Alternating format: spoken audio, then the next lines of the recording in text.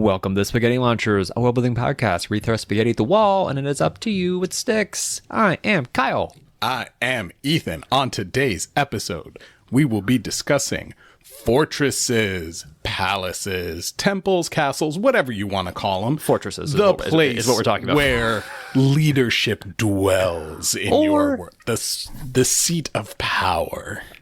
Well, or just a place you defend.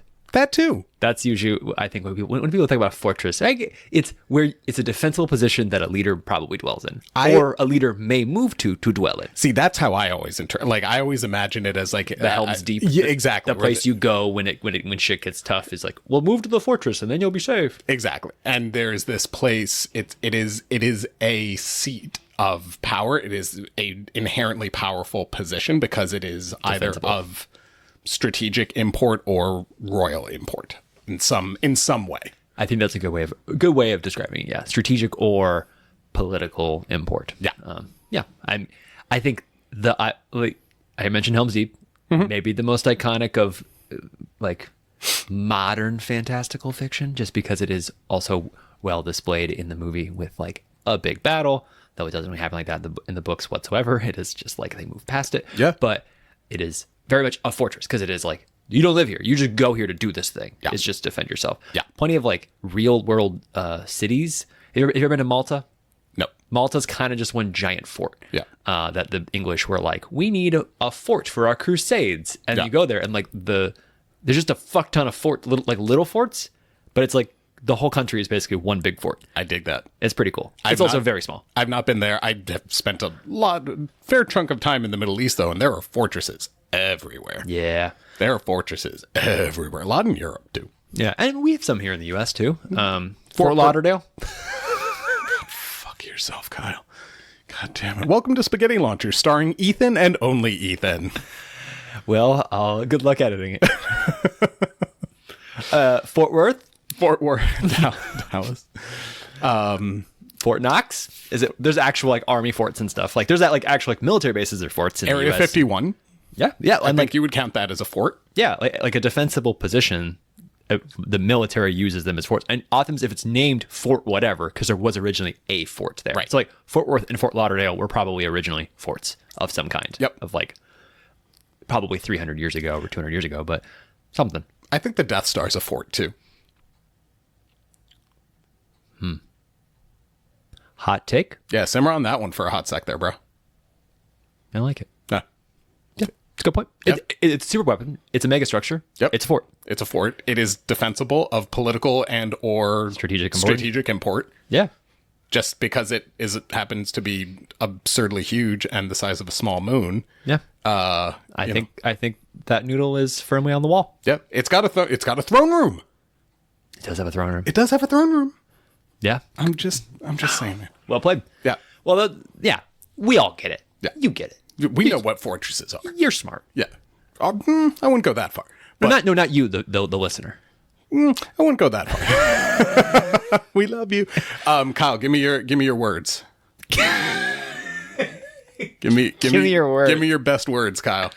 Surprise, motherfucker. Oh shit. All right. That was unexpected. You surprised me, motherfucker. But I'm not a motherfucker. All right, what are your words? Totem pole.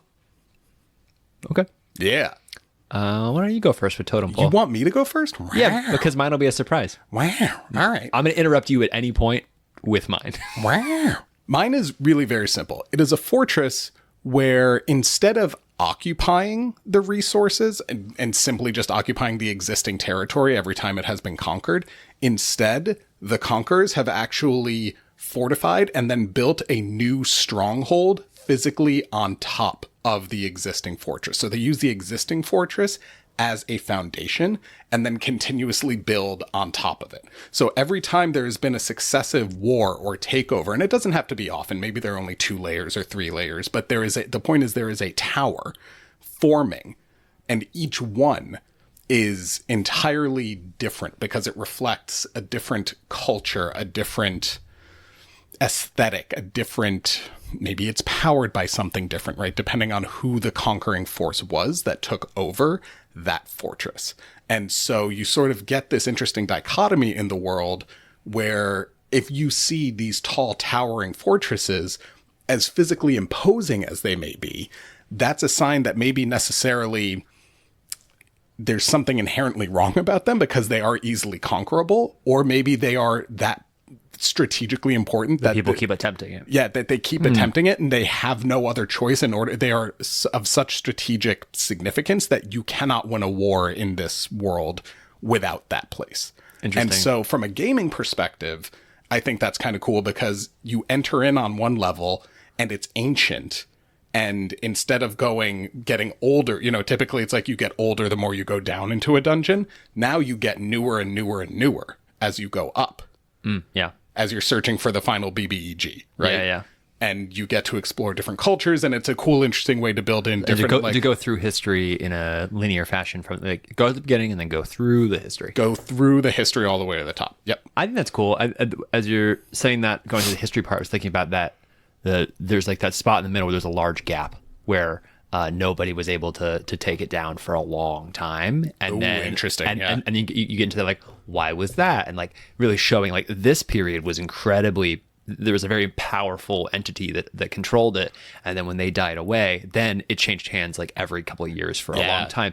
You get into those fun little dynasty elements of why was this thing? Because I think that question of why is it so tall? Right. Is it high turnover, or is it does that mean that it is that it is militarily or strategically vulnerable, or is it that important that and then necessary? People will throw any resource at it to win? Or right, exactly. Yeah. And you could even get at it, let's say I'm using color palette, right? Let's say you have the blue society, the green society, the red society. I'm just making things up, right? So you go in first level, it was originally built as a blue fortress. Yeah. Right. Then the next level up is green, and then maybe it's yellow, and then it's red.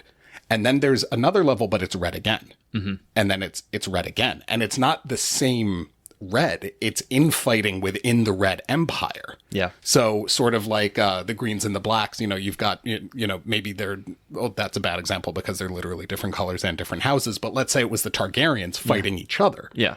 Right. Then you've got maybe it's infighting between a family within the same royal house, so to speak. Yeah. And then you could also have something be really fun, depending on how tall you want it to go. You could have, normal quote unquote human or quote unquote earthbound, normal, stable world, normal world, weird fucking random alien world came out of nowhere.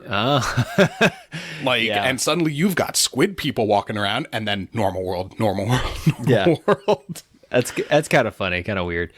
You're talking about it if you are going up the fortress, the earlier parts shouldn't be filled with the denizens of that era.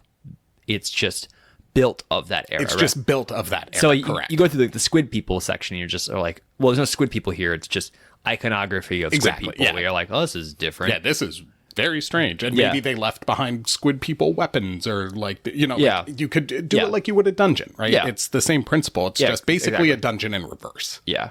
Can these get tall enough that they fall? Magic. Yeah. What if they fell? What if one fell? Where it's a big of catastrophic type of event where why did one of them just fall? Or maybe that was the way to take it down. Was it became so defensible. It had been so frequently conquered that whoever the last person who conquered it was okay, here's what we do. And they built some new approach that they took to defending it. That was okay, well, no one else can get through this one. Right. And then they were you know what we can do? Fucking topple the whole thing. And then just knocked it down. And then and I've quoted this before, but Foundation, the TV show, has an excellent scene with the space elevator falling. It's fucking incredible. Do that where it just falls through the fields of wherever it is, or through the nearby town, and just kills tons of people. And everyone was oh, maybe this is actually not worth having after all. And then it's just a graveyard, this fortress, because nobody wanted it anymore. Dead empire. It's a dead empire. It's a dead empire. That's a foundation for your dead empire. That's a great story. Please see 2 weeks ago. And the idea, if you want it to be, you start at the bottom and then build up. If you want it to be, you start at ground level and then dig down. Or the point is that it is a fortress that I think building up is necessary for this idea. For this idea, yes. But you could the point is it's a fortress that is physically built on the foundations of the past. Yeah. That is the point where they are actively incorporating the past into their fortress. They are not wiping it out. They're not scorched earthing, right? Like you could even do it where, okay, let's say the beginning fortress was a very small house, right? That's where someone lived who defended their house, right? And instead of building up, you just started building out and out and out. So you could still have that same effect. It would just be out like the rings of a bullseye. Yeah. With those kind of layers instead of the vertical ones. It still gives you the same storytelling effect. Because you still get to go through the layers of history, just in the opposite direction. But still kind of cool. That's the part I like of like you're actively building your fort on the bones of the past. You made this point earlier, but I want to reiterate it, that from a storytelling perspective, for like a DM, that this is a very powerful tool for, especially if it's your world, is to make the lore, the history of the world matter, because you get to actually put it out there. Because that's an annoying thing of like, oh, I created all this complex history. It's really cool. I really enjoy it, but it's kind of just like unnecessary. I don't want to throw it in the player's face. It's stupid and it doesn't add anything. Right. You're like, well, you're going through these totems. Here, there's actually a reason for it to make sense, where you can slowly dole that out with you're in this era now, right? And showcasing how important this is or whatever. Like you get to just gives you an excuse to bring more history of your world into your world as it is now, and then you can still add all the other flavors of like why is the fact they're even doing it is world building, but then the history of it as well. It would be visually similar to you're in a plane, you're in a building that looks like a reimagining of the Roman Colosseum, and then you go up a level and suddenly you're in the palace of Louis XIV. And suddenly you're like moving throughout history in that way, right? And this idea just occurred to me. It's a really cool, if you want to build, like, there's so much about world building that people like where it's about the history of the world, not necessarily the explicit mechanics of how this world exists and how the hell did the hobbits get enough water to survive in Mordor, that kind of thing. You're not so worried about the logistics. This is a setting where you don't have to go anywhere else. You can just stay in the fortress and go up and up and up and up and up. You don't have to go to other lands. You don't have to go to other... So you're saying that it's like, I'm imagining it being not that big. You're thinking it's like a mega structure that you could spend, like, it's a mega dungeon. I'm not saying it's a mega dungeon. Like, I'm not saying it has to be physically that large. I'm saying that if you as a world builder, or as a game, this is really more from a game design perspective, wanted your party, your players, to navigate history, but you didn't want to build different locations. You just wanted to build different versions of history. This is a great vehicle for that, because they can just go into the tower and work their way up, and they don't have to go to the East Coast or the West Coast or anything like that. It simplifies some of that stuff for sure. That's all that I mean. It's just it simplifies. That's all. I think it's really cool.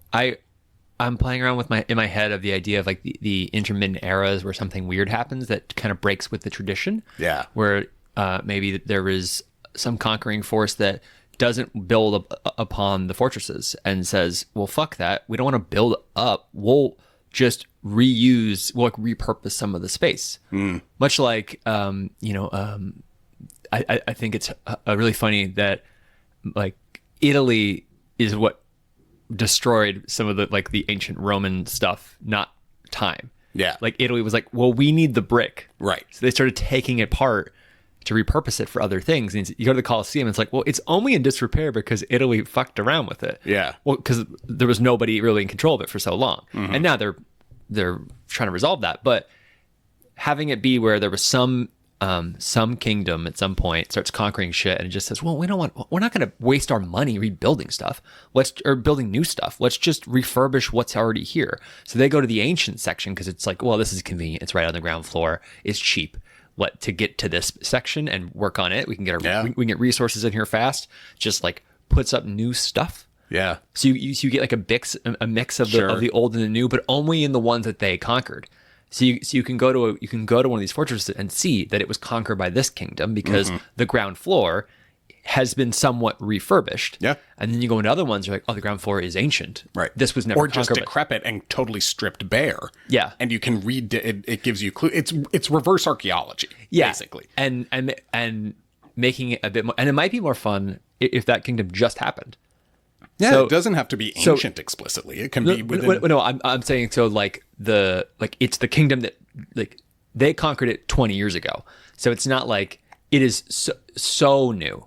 Yeah. Like it's actually just still usable. It's not even like, oh, well, there was the reset in the Renaissance where it's I see what like you're saying. like Yep. oh, they destroyed these 10,000 BC items in 1,500 years or whatever. It was like no. It's like this is 15 years ago Right. that they came in and were like, fuck it, get rid of it. So it's still recent enough where you can really reap the rewards, and recent enough to be like, well, that's kind of stupid. Yeah. So yeah. You could also have a sort of like you remember back in the 90s when every candy would do like the mystery flavor?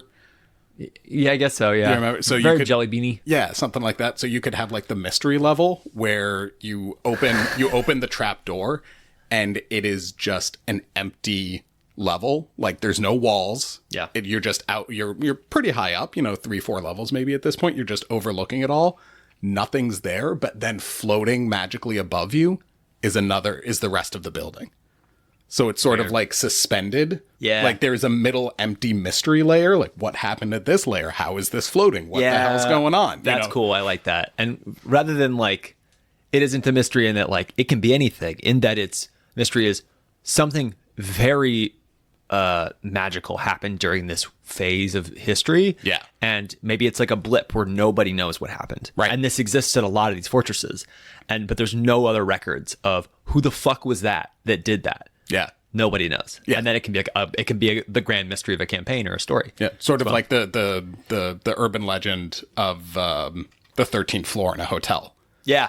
Right. Like, Yeah. but maybe it's only one tower that has it missing, or maybe it's different level. I don't know. I think it should be all of them. I think Sure, it should be. yeah, do that. I I think don't it should be care, but- every single tower has this mystery floor, so that everyone's like, somebody clearly came in, conquered the whole world, and then fucked off really quickly, and there's no record of any of this. Right. And like in the like written record, like oral history, like any other there's no archaeological evidence of them other than this floor at all these towers, and we don't know why. Just like erased from existence, and then again magically they somehow just started, and they couldn't build there, so they just somehow magically started building a layer above. Yeah.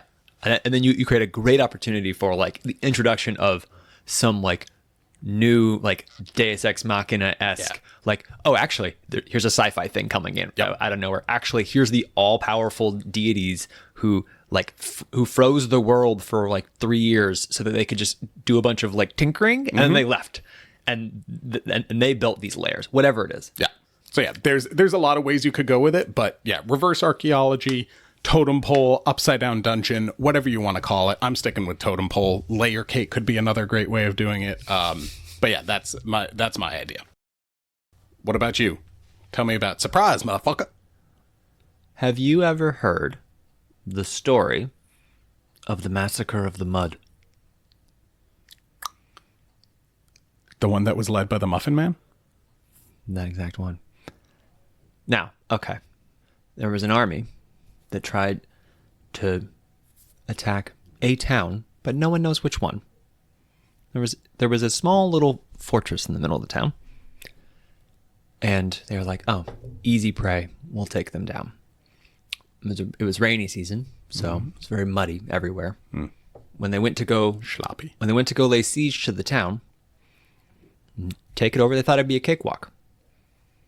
Their army quickly got up close, and then just like that, walls came up from behind them out of the mud and pinned them in. And on those walls were a bunch of extra fortifications that turned on them and destroyed the entire army that was now perfectly surrounded. Say more. Since then, they've done a good job of making sure nobody knows exactly which town this was, which city this was, what fortress this was. But they've sent quite the strong signal to any invading force that you should probably be careful, because you never know if there's a fortification that you don't actually know exists. and might split your forces or surround you.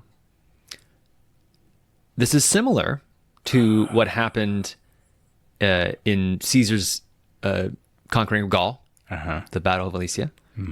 Similar, but that happened where they split the Gaul forces in two with two fortifications. But this happens instantly, and it's a stone wall emerging from the ground. So it's almost it's like when you're it's dropping a portcullis on a group who's laying siege. It's the trash compactor in a way in Star Wars. It's like a guillotine. Yeah, but it's a slow moving guillotine for a whole army, because the second it starts going up, because then it also signals you don't know what other fortifications are between this wall and that center point. You don't know how many walls there are. Okay. Well, and you don't know what kind of traps there are, what kind of anything there is. And the main point I had was thinking about I got to this originally by saying, if an entire town, or the surrounding countryside, was secretly like a part of the fort. Yeah. And I was thinking more of the peasant farmers are actually well-trained soldiers who will band together and fuck you up, because you've now you might have a bunch of guerrillas behind your lines. Guerrilla warriors, not actual guerrillas. Yeah.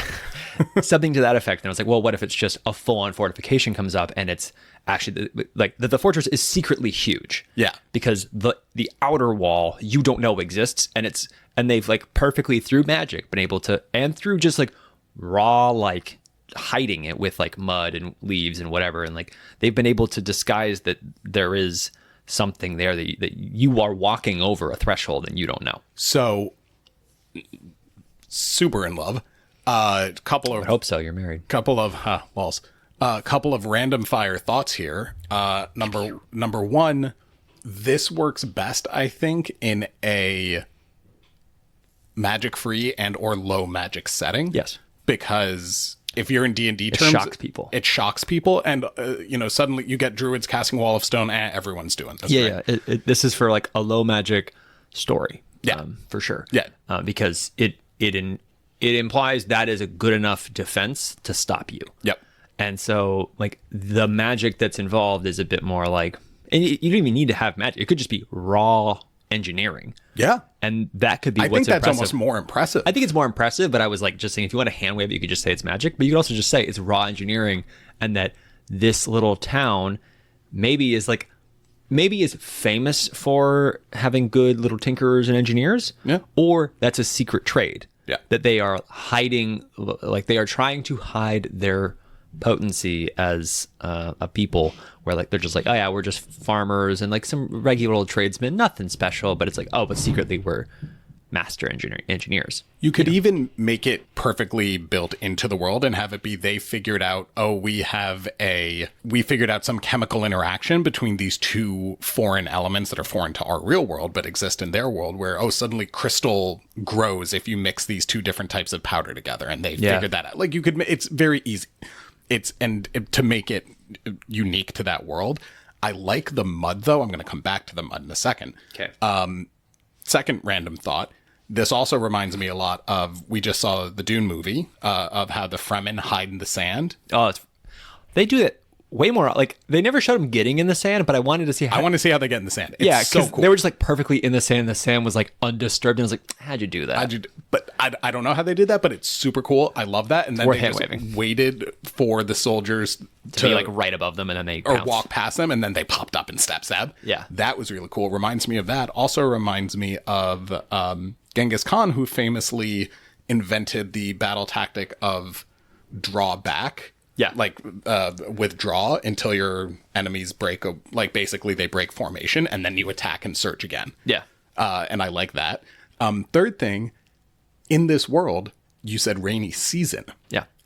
There is no warfare during rainy season. Yeah, because nobody wants to. Because nobody knows. Everyone's afraid it could be them. Nobody wants to get massacred in the mud. And everybody, it could be that it's, I'm trying to figure out the explanation for that specific, because is it that people now it's an ill omen? Yeah.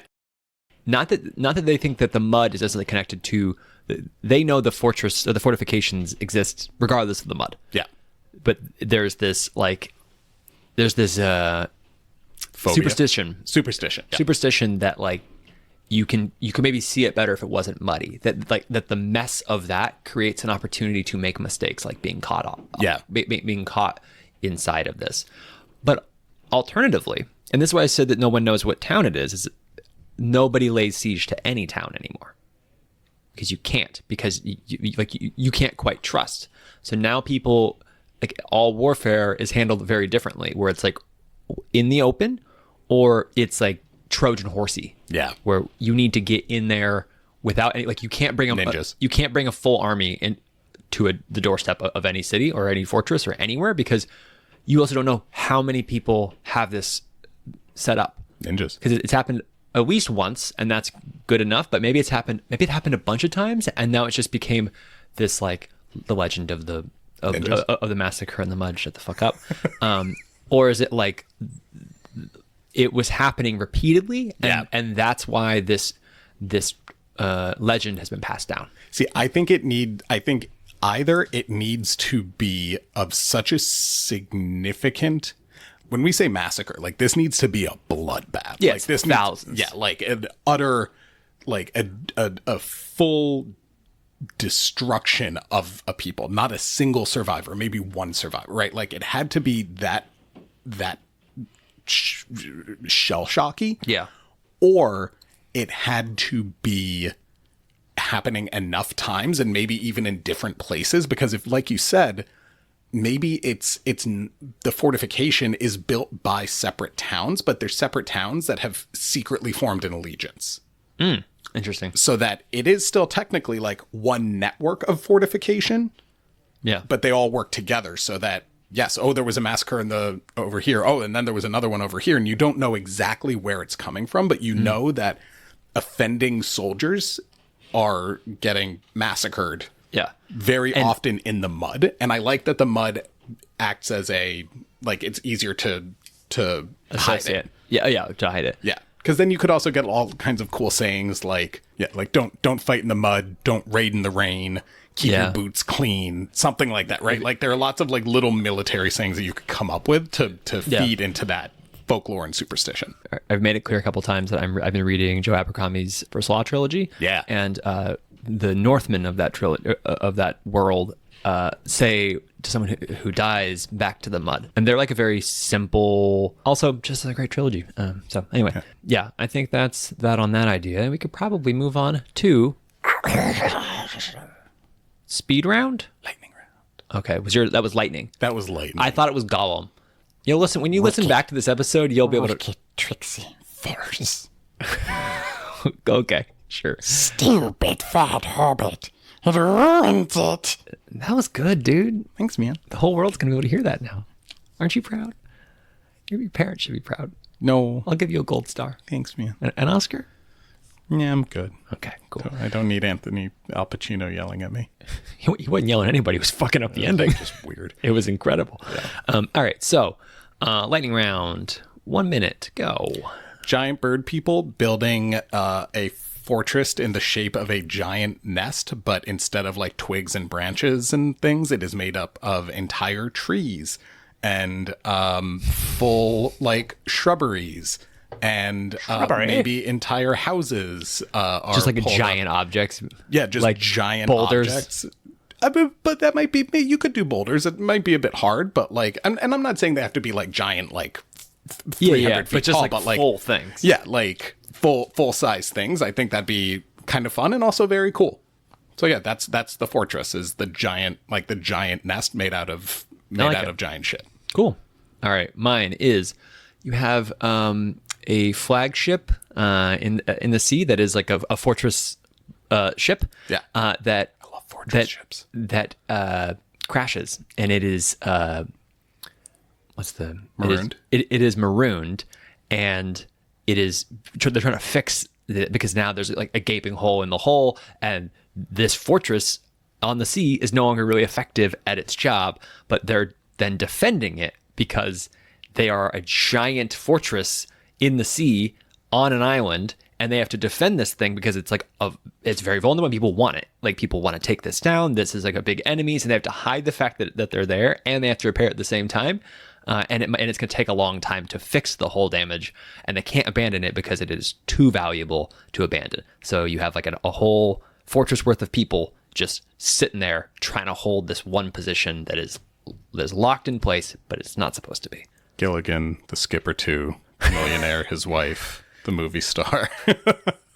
Yeah. Did it crash after a 3-hour tour, a military tour? No, it crashed after being at sea for months. Maybe it was that they pissed off a god, and the god forced them to crash. Maybe. Maybe the god like struck them with lightning. I don't know. Maybe. Or maybe I mean, it doesn't have to be a god. Just do like, hey, giant sea creature. Yeah, anything. It doesn't matter. Kraken. Kraken's great, man. It's lightning round. It doesn't matter. Moving on. Moving on. We're on. Well, that's lightning round. So what's stuck for you?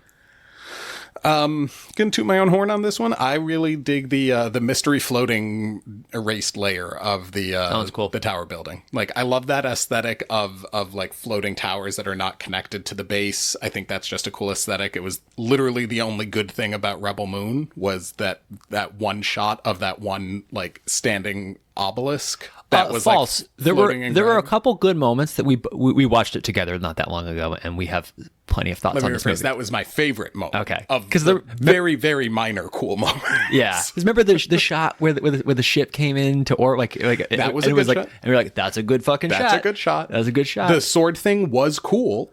It was criminally underused and not explained. When I Googled it and read about it, I found out it was a cool idea. Yeah, not a good movie. So bad.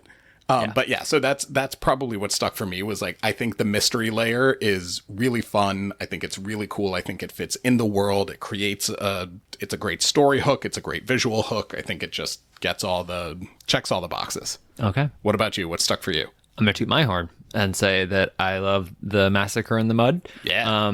Not because I think it's like such a great concept, but I think because it creates such a good legend for a world, and I love the idea of the history that both of these ideas created a lot of cool history ideas to throw into your world, and so like that's what I like out of this episode was like we had good ideas of why these fortresses are and like what is the story being told generations on, right? And I like the idea that there is some mythical battle where everyone was just destroyed and nobody knows where that happened or why it happened, and like there's this fear that the secrecy is keeping everybody at bay. So that's what stuck for us. Let us know what stuck for you. Emails in the show notes. Thanks for listening. Goodbye.